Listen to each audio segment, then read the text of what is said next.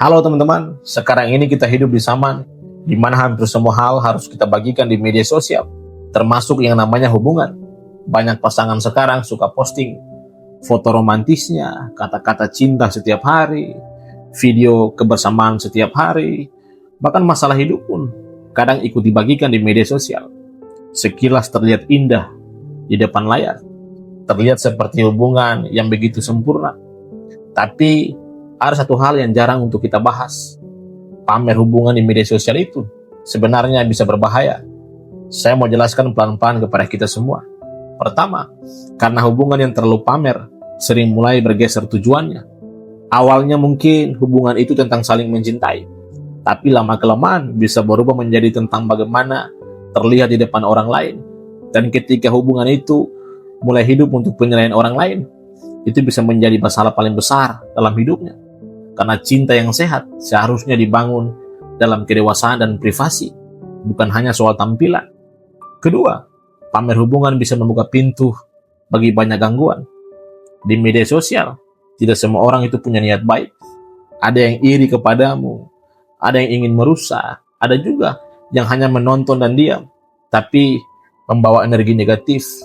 Semakin banyak kamu membuka kehidupan hubunganmu ke publik, semakin banyak orang yang ikut masuk ke dalam ruang yang seharusnya pribadi atau privasi. Kadang tanpa kita sadari, itu bisa mempengaruhi hubungan kita. Ketiga, pamer hubungan bisa menciptakan tekanan yang tidak sehat. Misalnya seperti ini, ketika kamu sering posting kebahagiaan hubungan, orang mulai punya ekspektasi atau harapan bahwa hubunganmu selalu bahagia. Akhirnya ketika ada masalah, kamu sulit untuk ceritakan atau jujur kepada orang lain. Kalau kamu merasa harus tetap terlihat baik-baik saja, kamu itu merasa harus tetap terlihat sedang baik-baik saja. Padahal semua hubungan pasti akan punya masalah. Dan hubungan yang sehat adalah hubungan yang jujur untuk menghadapi masalah, bukan menyembunyikan demi terlihat sempurna. Ada satu buah teori dalam psikologi sosial yang sering dibahas oleh banyak ahli. Orang yang terlalu sering pamerkan kebahagiaan di media sosial kadang sebenarnya sedang mencoba meyakinkan dirinya sendiri bahwa hubungan mereka itu baik-baik saja. Ini tidak selalu terjadi, tapi cukup sering terjadi.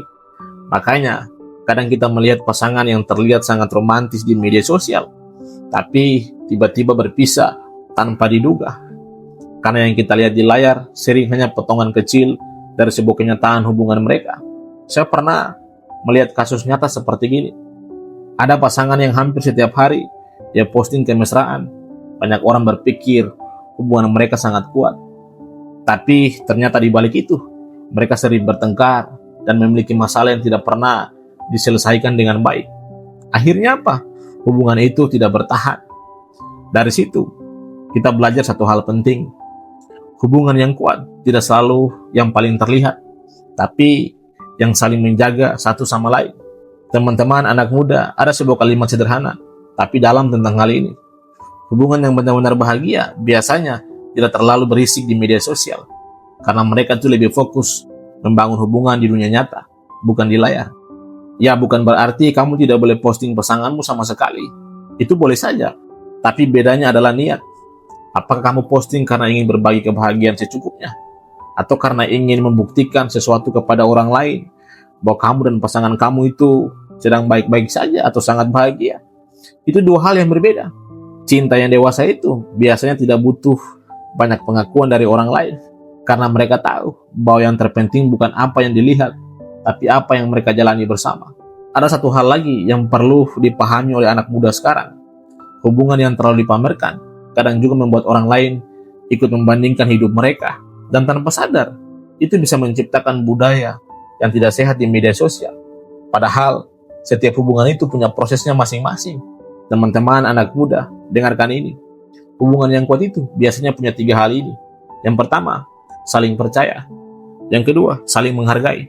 Yang ketiga, menjaga privasi. Privasi itu bukan berarti menyembunyikan sesuatu yang buruk. Privasi itu berarti menjaga sesuatu yang berharga. Seperti kita menjaga sesuatu yang penting dalam kehidupan kita. Jadi pesan sederhana dari saya kepada teman-teman semua. Kalau kamu punya hubungan yang baik, jagalah dengan bijak. Tidak semua kebahagiaan itu harus kamu umumkan ke dunia.